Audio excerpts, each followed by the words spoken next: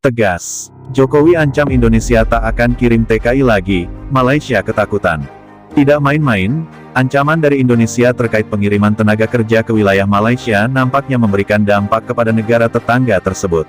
Diketahui Duta Besar Indonesia untuk Malaysia, Harmono mengatakan Indonesia menolak mengirim warganya untuk bekerja di Malaysia sejak tanggal 12 Juli tahun 2022 kemarin. Hal tersebut nampaknya sebagai buntut adanya dugaan jika Putrajaya telah mengingkari kesepakatan perekrutan untuk berhenti menggunakan sistem pembantu online yang dinilai kontroversial. Sebelumnya sebuah nota kesepahaman tenaga kerja telah ditandatangani di Jakarta yang disaksikan langsung oleh Presiden Joko Widodo dan Perdana Menteri Malaysia Ismail Sabri pada bulan Maret lalu. Menanggapi hal itu, anggota parlemen oposisi Lim Guan Eng hari ini mendesak Ismail Sabri untuk bertindak dan mengambil alih pembicaraan bilateral dengan Indonesia untuk menyelesaikan kekurangan pekerja di negara itu.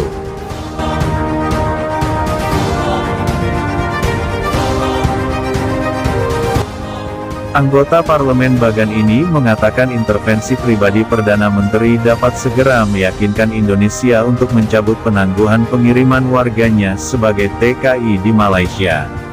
Menurut dia, para tenaga kerja tersebut diharapkan nantinya bisa memacu pemulihan ekonomi pasca pandemi di Malaysia.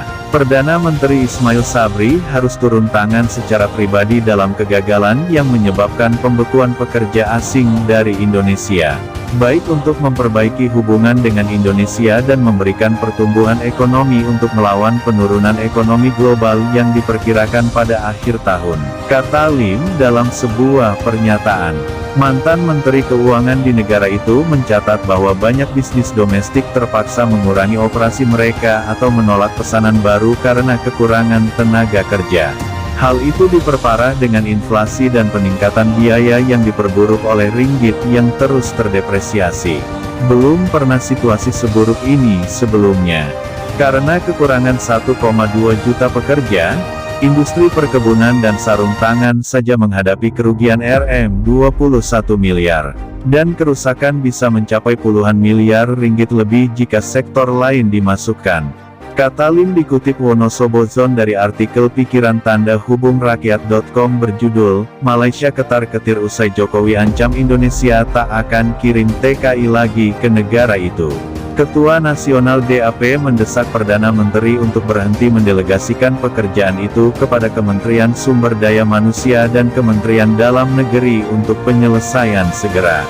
Ia menuding kedua kementerian tersebut tidak efisien dan tidak kompeten dalam melaksanakan nota kesepahaman dengan Indonesia tentang perekrutan tenaga kerja yang ditandatangani 3 bulan lalu.